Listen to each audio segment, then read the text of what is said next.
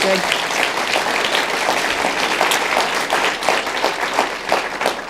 Welcome, Secretary Jewell. Thank you. Let's talk about that tension between protecting America's natural heritage and extracting resources. It's a little bit like the police running bars and dance clubs. I mean, it's a little strange to get around both of those in one organization. It's a challenge that we all have. Show of hands for somebody that's used no fossil fuels today. I don't see a single hand, which we are energy-consuming people, and yet we are also people that I think can learn from science.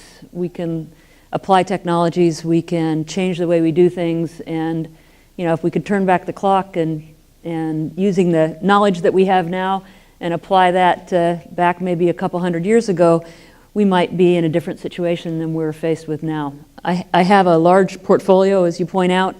It certainly has many resources that belong to all American people, and there are elements on those resources that are important for energy development, but also places that are too special to develop, and my job is in balancing this complex portfolio, and it is indeed very, very complex. You clearly are an avid outdoors enthusiast and have traveled to Hawaii, Alaska, the Pacific Islands. What impacts of climate change have you seen? Every place I've gone, the impact of climate change has been very evident. Here in California, you've got a problem with water. I hope you know that. I hope you use as little of it as possible and that you appreciate just how critical it is to everything that we are as a people. Well, 98% of us, right? I had one trip that actually took me from 77 degrees north latitude to 7 degrees north latitude. 77 degrees is Barrow, Alaska, 7 degrees is the Marshall Islands. In Kaktovik, Alaska, which is in the Arctic National Wildlife Refuge, a village there, they are having their runway wash away because of coastal erosion. That's happening in large measure because the pack ice is moving out sooner, and you've got a lot more battering from waves. I saw along the coast erosion that was dramatic. Huge chunks of ice between the layer of soil and the layer of ground soil, big chunk of ice. As that's exposed, as it melts, you're going to see local wetlands there that are critical habitat drain. So the runway in Kaktovik is being moved because the current runway is washing away. I personally counted 29 polar bears near the runway in Kaktovik. So why are the bears there? They would normally be on the ice, but as the ice moves farther out, it's moved them more to shore. 7 degrees north latitude, the Marshall Islands. The highest point in the Marshall Islands is a bridge between two islands, and it's 30 feet tall. It's a coral atoll in the Pacific. It was critical to the United States during World War II. It's why we have an ongoing relationship with the Marshall Islands and why I was there. The Marshall Islands average height can't be more than about 10 feet, maybe 15. It won't be there with sea level rise. The runway that I landed on in the Marshall Islands in Majuro was also washing away because of coastal erosion. So there were sandbags along the side of that runway to mitigate the erosion. Climate change is everywhere. We see invasive species throughout the grasslands and the plains. We see hotter wildfires, and don't you know about that in California? Wildfires that are so hot, they kill everything. They'll turn some of the soil into a glass, not something that you can naturally recover from.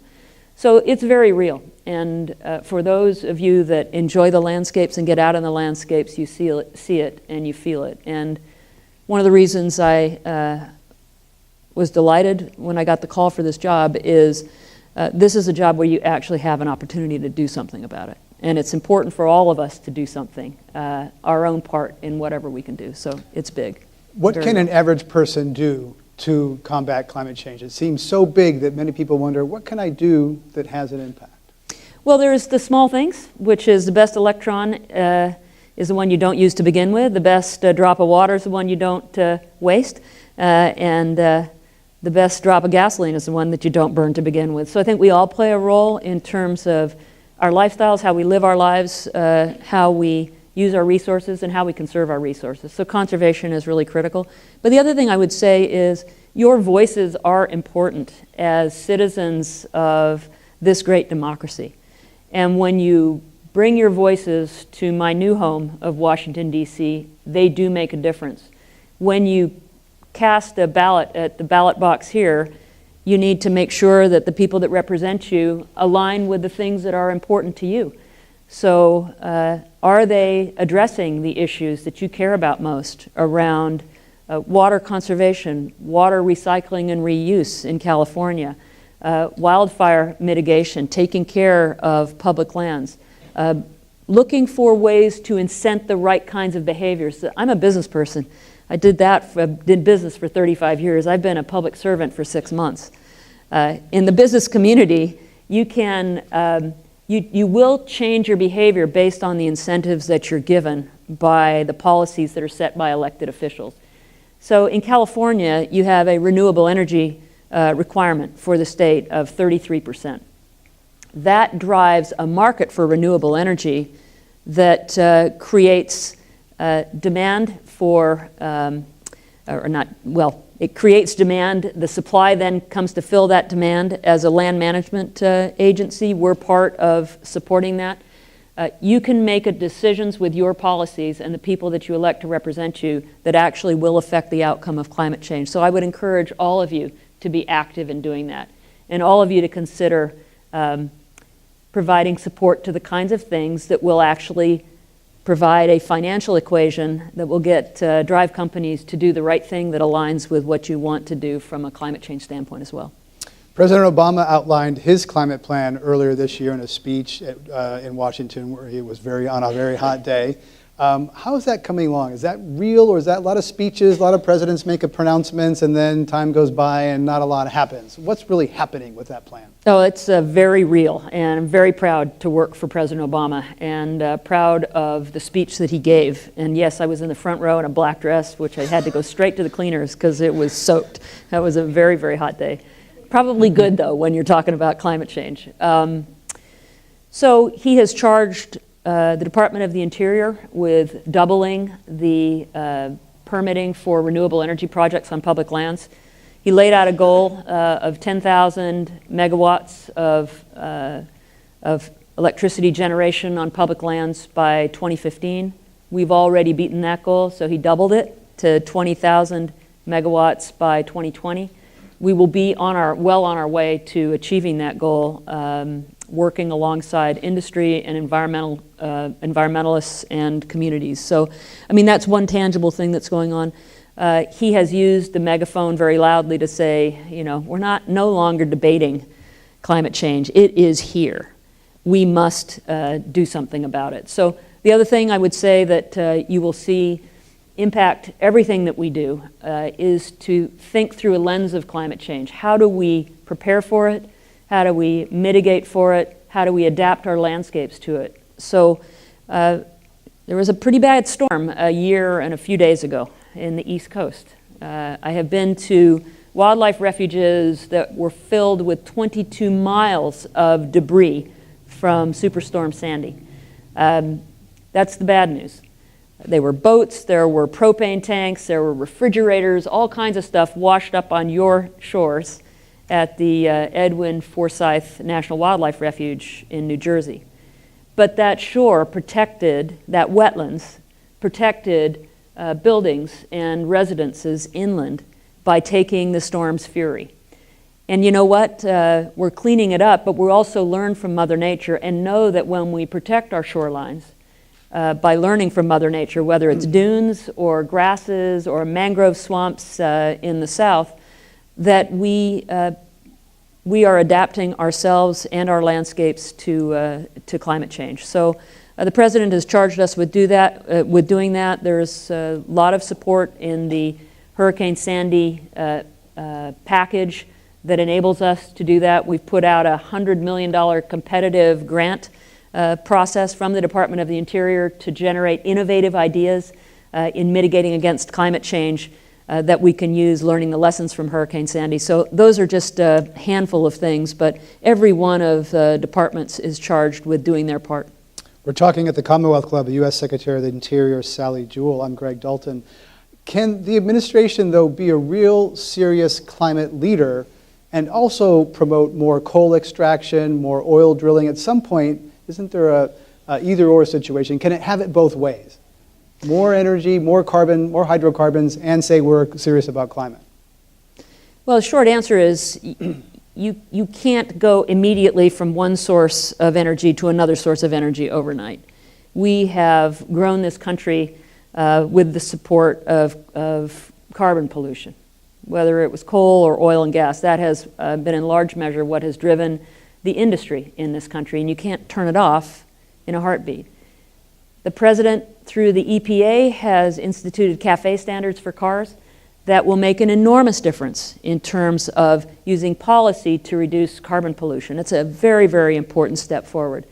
So it's policies that drive behaviors by the automobile industry that increase the fuel economy of cars and therefore reduce the amount that we use. And states consider driving behaviors through their own mechanisms around taxing to try and change behaviors. He's also there is going still after stationary power sources, coal plants is the next thing that might happen there. That's right. The EPA has been discussing rules around air quality that will certainly impact coal-fired power plants in terms of the expectations of what they need to do to clean up the air emissions. The U.S. Geological Survey published a study not too long ago about carbon capture and sequestration, which is applying technologies to potentially re-inject the carbon into the earth. We can't switch from a fossil fuel-based economy to a renewable energy economy overnight. So yes, we're going to still continue to develop those resources, but we're also going to stand up renewable resources, and we have to do both if we're going to have an economy, if we're going to continue to grow and develop as a country and provide opportunities for the young people. So it's important that we do both. Oil and gas is a commodity, and it is priced on the world market. And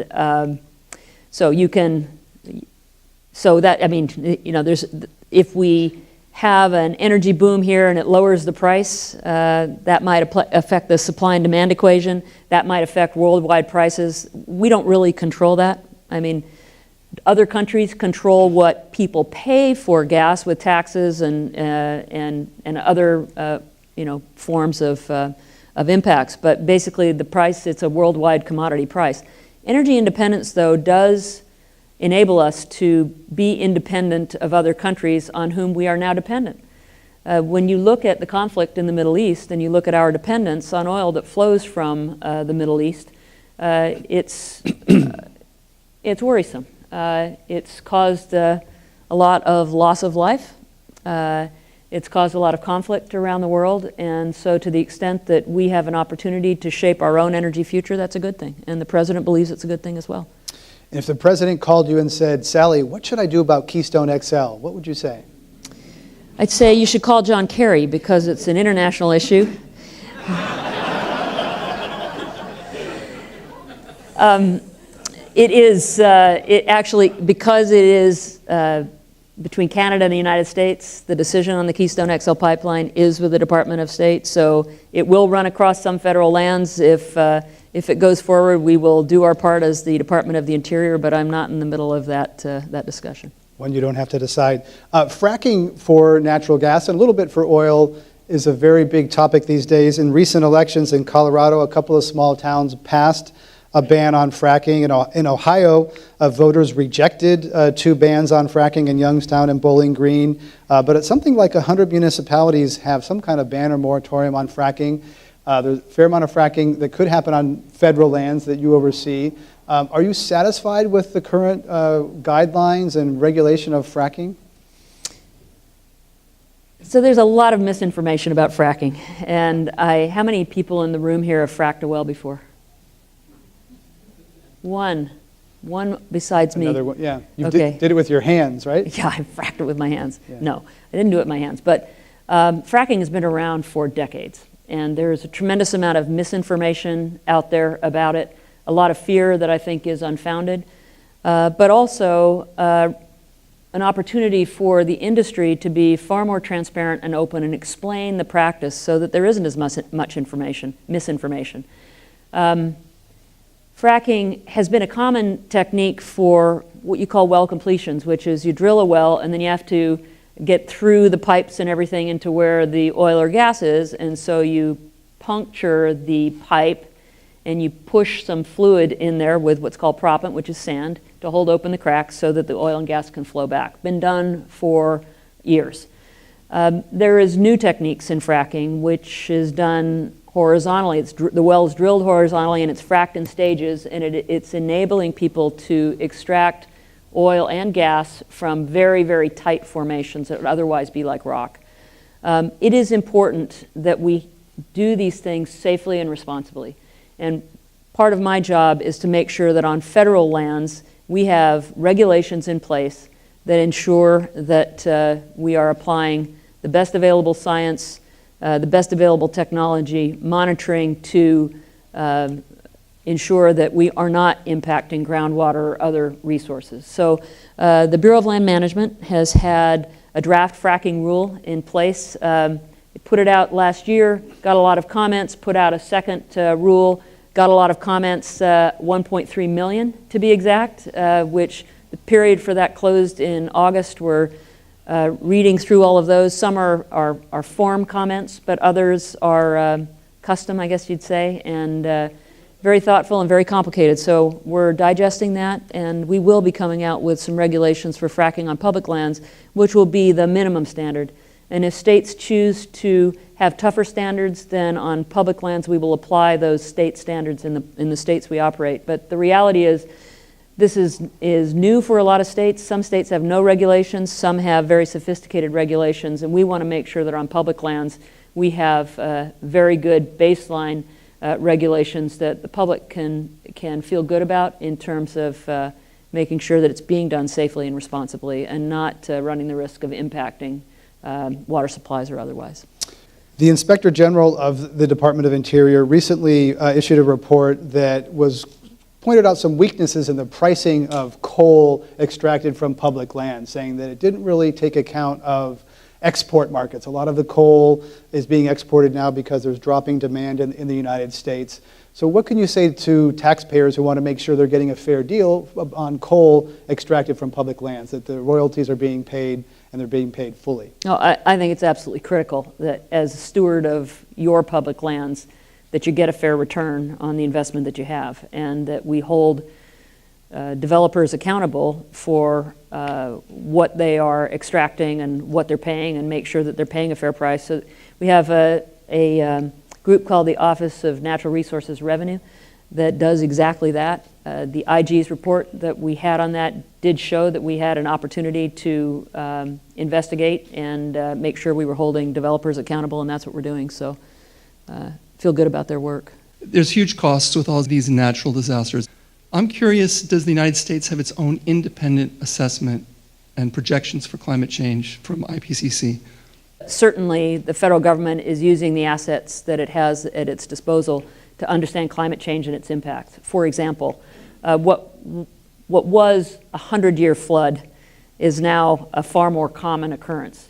FEMA is redoing its flood maps to understand what the impacts of flooding are likely to be, what is now the new 100-year flood, and how do we work in terms of building codes and flood insurance to help change where people are developing and understanding how they develop. The U.S. Geological Survey, which I spent a great day with yesterday in Menlo Park, doing a lot of research around the impact of climate change. In fact, one of the really smart things the USGS did right before Superstorm Sandy is they took detailed LIDAR data on the coast, the East Coast, before the storm, and then they checked it to after the storm, and they could see exactly what happened by the storm. Where were areas inundated, where not, why was that, what did we learn from natural systems, what did we learn from man-made systems, and how do we apply that? The Corps of Engineers is applying